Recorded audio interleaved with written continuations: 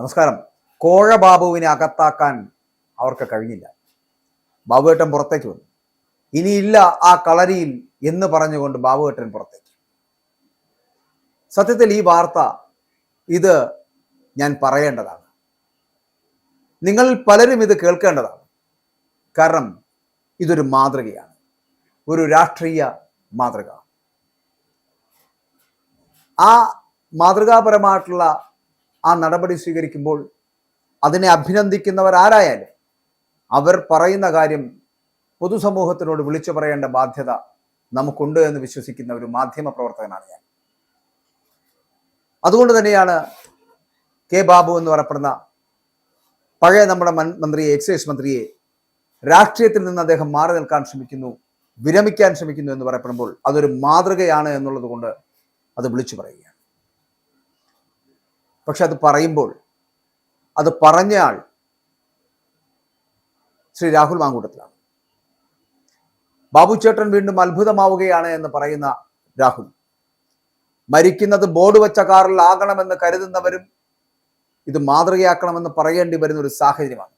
കോഴ ബാബു എന്ന് പേര് കേട്ട കെ ബാബു, ആ ബാബുവിനെതിരെ CPM ഒന്നും തെളിയിക്കാനായില്ല. കഴിഞ്ഞ 10 വർഷം ഈ കേരള സംസ്ഥാനം ഭരിച്ചിട്ട് കള്ളനെന്ന് വിളിച്ചവർക്ക് മുന്നിൽ തലയുയർത്തി വിരമിക്കൽ രാഷ്ട്രീയം പറയുമ്പോൾ അത് കേൾക്കുവാനുള്ള ചങ്കുറപ്പുണ്ടാകണം CPM. സത്യത്തിൽ രാഷ്ട്രീയത്തിലെ അപൂർവ മാതൃകയാണ് കെ ബാബുവിന്റെ വിരമിക്കൽ എന്ന് പറയാതിരിക്കാൻ കഴിയില്ല. തൃപ്പൂണിത്തുറയുടെ MLA കെ ബാബു ഇനി തിരഞ്ഞെടുപ്പ് രാഷ്ട്രീയത്തിലേക്ക് ഇല്ലെന്ന പ്രഖ്യാപനം നടത്തിയതിന് പിന്നാലെ അദ്ദേഹത്തെ പിന്തുണച്ചുകൊണ്ട് CPM വിമർശിച്ചുകൊണ്ടൊക്കെ രാഹുൽ മാങ്കൂട്ടത്തിൽ രംഗത്തെത്തിയിരുന്നു. അധികാരമോഹിയായ ഒരു രാഷ്ട്രീയക്കാരനെ അല്ല, മറിച്ച് ചെയ്യാത്ത തെറ്റിന്റെ പേരിൽ ക്രൂശിക്കപ്പെട്ട ഒരു മനുഷ്യന്റെ അതിജീവനത്തെയാണ് ബാബുവിൽ കാണാൻ കഴിയുന്നത് എന്ന് രാഹുൽ തന്റെ സോഷ്യൽ മീഡിയ കുറിപ്പിൽ വ്യക്തമാക്കുന്നു. 2016 പരാജയത്തിന് ശേഷം കെ ബാബു അനുഭവിച്ച മാനസിക പ്രയാസങ്ങളെ കുറിച്ച് കൂടി രാഹുൽ മാങ്കൂട്ടം വിവരിക്കുന്നത് ഇങ്ങനെയാണ്. അതൊരു അധികാര നഷ്ടത്തിന്റെ വേദനയായിരുന്നില്ല. ആൾക്കൂട്ടത്തിന് നടുവിൽ ജീവിച്ച ഒരു മനുഷ്യൻ, ആ ആൾക്കൂട്ടം തന്നെ ഒരു പേടിയായി മാറിയ കാലമായിരുന്നു അത്. തന്നെ നോക്കുന്നവർ കള്ളൻ എന്ന് വിളിക്കുമോ എന്ന ഭയം ബാബുവേട്ടനെ വേട്ടയാടിയിരുന്നു. ആ ട്രോമയിൽ വീട്ടിൽ ഒതുങ്ങിക്കൂടിയ അദ്ദേഹത്തെ ഉമ്മൻചാണ്ടി സാറാണ് കൈപിടിച്ചു വീണ്ടും സജീവമാക്കിയത് രാഷ്ട്രീയത്തിൽ. 2021 തെരഞ്ഞെടുപ്പിൽ LDF തരംഗത്തിനിടയിലും CPM star candidate M സ്വരാജിനെ തോൽപ്പിച്ച് ബാബു നിയമസഭയിൽ എത്തിയത് സത്യത്തിന്റെ വിജയമാണെന്ന് പറയാതിരിക്കാൻ കഴിയുമോ? CPM മെസ്സി എന്ന് വിശേഷിപ്പിക്കപ്പെട്ട സ്വരാജിനെ തോൽപ്പിച്ചത് കേവലം ഒരു തിരഞ്ഞെടുപ്പ് വിജയമായിരുന്നില്ല, മറിച്ച് തന്നെ കള്ളൻ എന്ന് വിളിച്ചവർക്കുള്ള ബാബുവിന്റെ മറുപടിയായിരുന്നു അത്. CPM രൂക്ഷമായിട്ടുള്ള പരിഹാസമാണ് രാഹുൽ മാങ്കൂട്ടത്തിൽ ഇപ്പോൾ ഉന്നയിച്ചിരിക്കുന്നത്. 10 വർഷം സംസ്ഥാനം ഭരിച്ചിട്ടും കെ ബാബുവിനെതിരെ ഉന്നയിച്ചിട്ടുള്ള കോഴ ആരോപണങ്ങൾ ഒന്നുപോലും തെളിയിക്കുവാൻ CPM കഴിഞ്ഞിട്ടുണ്ടോ എന്നുള്ളതാണ്. കുടുംബത്തെയും സുഹൃത്തുക്കളെയും വരെ പൊതുവിചാരണ ചെയ്തിട്ടും സത്യം മറന്നേക്ക് പുറത്തു വന്ന് അത് കാണുവാനുള്ള ഭാഗ്യം നമുക്കുണ്ടായി എന്ന് തന്നെയാണ് രാഹുൽ ചൂണ്ടിക്കാട്ടുന്നത്. മരിക്കുന്നത് വരെ ഔദ്യോഗിക പദവികൾ തൂങ്ങിക്കിടക്കുവാൻ ആഗ്രഹിക്കുന്ന രാഷ്ട്രീയക്കാർക്ക് ബാബു ഒരു പാഠമാണ് എന്ന് രാഹുൽ തന്റെ കുറിപ്പിൽ പറയുമ്പോൾ വിജയസാധ്യത ഉണ്ടായിട്ട് മാറി നിൽക്കുവാനുള്ള തീരുമാനം മാതൃകാപരമാണ്. പുതിയ തലമുറയ്ക്കും അർഹരായവർക്കും വഴിമാറി കൊടുക്കുവാനുള്ള രാഷ്ട്രീയ മാന്യത, ബോർഡ് വെച്ച കാറിൽ തന്നെ മരിക്കണമെന്ന് വാശി പിടിക്കുന്നവർ അവർ ഇത് കണ്ടുപഠിക്കണമെന്നുള്ളത് ഇതൊരു വലിയ മാതൃകയാണല്ലോ, രാഷ്ട്രീയത്തിലെ വലിയ മാതൃകയാണ്. ബാബു ചേട്ടാ, നിങ്ങൾ അഴിമതിക്കാരനല്ലെന്ന് കുറ്റബോധത്തോടെ ഈ നാട് ഇന്ന് സമ്മതിക്കുന്നുണ്ട്. ഇങ്ങനെ വൈകാരികമായിട്ടുള്ള വരികളോടുകൂടിയാണ് രാഹുൽ തന്റെ കുറിപ്പ് അവസാനിപ്പിക്കുന്നത്. ആ രാഹുൽ മാങ്കൂട്ടത്തിന്റെ കുറിപ്പിൽ ഇങ്ങനെയാണ് പറയുന്നത്. അതിന്റെ പൂർണ്ണമായിട്ടുള്ള രൂപം അതിങ്ങനെയാണ്. ഈ പോസ്റ്റ് കാണുമ്പോഴാണ് നമ്മൾ ഇത്തരത്തിലൊരു വാർത്ത, ഒരു വീഡിയോ ചെയ്യണമെന്ന് തോന്നിയത്. രാഹുൽ ഇങ്ങനെ എഴുതുന്നു: കഴിഞ്ഞ നിയമസഭാ തെരഞ്ഞെടുപ്പിൽ പാർട്ടി പരാജയപ്പെട്ട വിഷമത്തിൽ നിൽക്കുമ്പോഴും വ്യക്തിപരമായി സന്തോഷം നൽകിയ വിജയങ്ങളിൽ ഒന്നായിരുന്നു തൃപ്പൂണിത്തുറയിൽ ബാബുചേട്ടന്റെ വിജയം. സംസ്ഥാനത്ത് ആകെ LDF ജയിച്ച തിരഞ്ഞെടുപ്പിൽ CPM ഏറ്റവും ആഘോഷിക്കുന്നവർ സ്റ്റാർ കാൻഡിഡേറ്റ് എന്ന് കരുതുന്ന സിറ്റിംഗ് MLA കൂടിയായിട്ടുള്ള ശ്രീ M സ്വരാജിനെ ബാബുചേട്ടൻ തോൽപ്പിച്ചു എന്നുള്ളതായിരുന്നു. സംസ്ഥാനത്ത് ആകെ LDF ജയിച്ച തിരഞ്ഞെടുപ്പിൽ CPM ഏറ്റവും ആഘോഷിക്കുന്ന അവരുടെ തന്നെ സ്റ്റാർ കാൻഡിഡേറ്റ് എന്ന് വിശേഷിപ്പിക്കപ്പെടാൻ കഴിയുന്ന സിറ്റിംഗ് MLA കൂടിയായിട്ടുള്ള ശ്രീ M സ്വരാജിനെ ബാബുചേട്ടൻ തോൽപ്പിച്ചു എന്നുള്ളതായിരുന്നില്ല തന്റെ സന്തോഷത്തിന്റെ കാരണം എന്ന് പറയപ്പെടുന്ന രാഹുൽ. 2016 പരാജയപ്പെട്ട ദിവസം തൊട്ട് 2021 വരെയുള്ള ആ മനുഷ്യന്റെ ജീവിതത്തെ പറ്റി നല്ല ബോധ്യം എനിക്കുണ്ട്.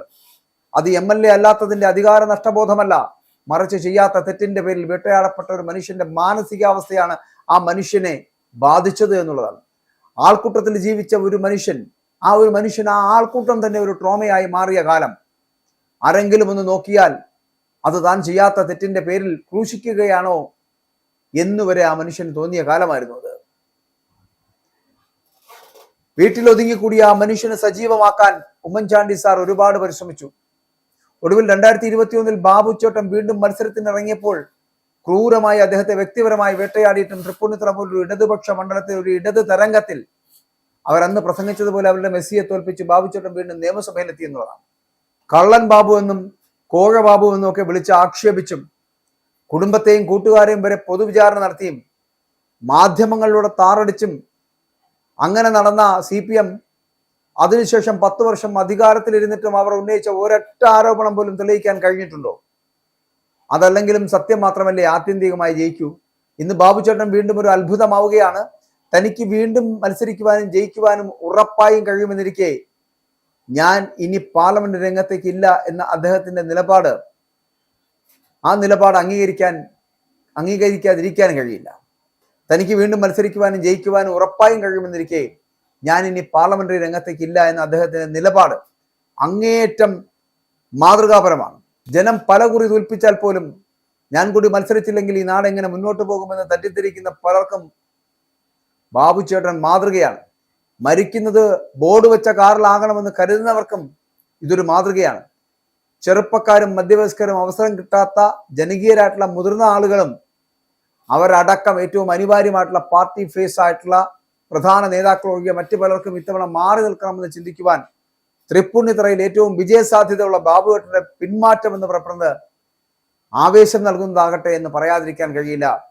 ബാബുവേട്ട, നിങ്ങൾ അഴിമതിക്കാരനല്ല, തോറ്റുപോയവനുമല്ല എന്ന കുറ്റബോധത്തോടെ ഇന്ന് ഈ നാട് പറയുന്നുണ്ട് നിറയെ സ്നേഹമാണ്, അഭിമാനമാണ് എന്ന്. സത്യത്തിൽ ഇത് തുറന്നു പറയേണ്ടതാണ്. രാഹുൽ മാങ്കൂട്ടത്തിൽ അത് വളരെ കൃത്യമായി പറഞ്ഞു എന്ന് മാത്രം.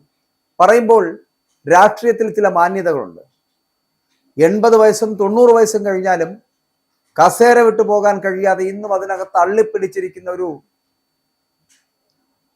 പാരസൈറ്റ് ആയിട്ട് മാറുന്ന കാലഘട്ടത്തിൽ നേതാക്കന്മാർ ബാബുവേട്ടൻ ചെയ്തു പോലുള്ള തീരുമാനങ്ങൾ എടുക്കാൻ കഴിഞ്ഞിരുന്നുവെങ്കിൽ ഈ കേരളം എന്നേ ഒരു സംശുദ്ധ രാഷ്ട്രീയത്തിന് അടിസ്ഥാനം നൽകുന്ന ഒരു സംസ്ഥാനമായി മാറിയേനെ.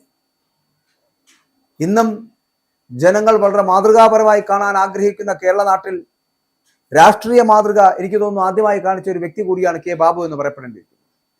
ഒന്ന് വിചാരിച്ചിരുന്നുവെങ്കിൽ തൃപ്പൂണിത്തുറ മണ്ഡലത്തിൽ വളരെ കൃത്യമായി വിജയിച്ചു കയറാൻ കഴിയുന്ന ഒരു സ്ഥാനാർത്ഥി കൂടിയായിരുന്നു കെ ബാബു എന്നുള്ളത്. പക്ഷെ പകരം മറ്റുള്ളവർക്ക് അവസരം നൽകി താൻ ഇത്രയും കാലം അനുഭവിച്ച് പാർട്ടി തന്ന എല്ലാ സ്ഥാനമാനങ്ങളും അനുഭവിച്ചതിന് ശേഷം മടക്കം തിരിച്ച് വീട്ടിലേക്ക് പാർട്ടിയോട് രാജി പറഞ്ഞ് മുന്നോട്ട് പോകുമ്പോൾ ഒരു കാര്യം ഉറപ്പാണ്, അതൊരു ദൃഢനിശ്ചയമാണ് എന്നുള്ളത്.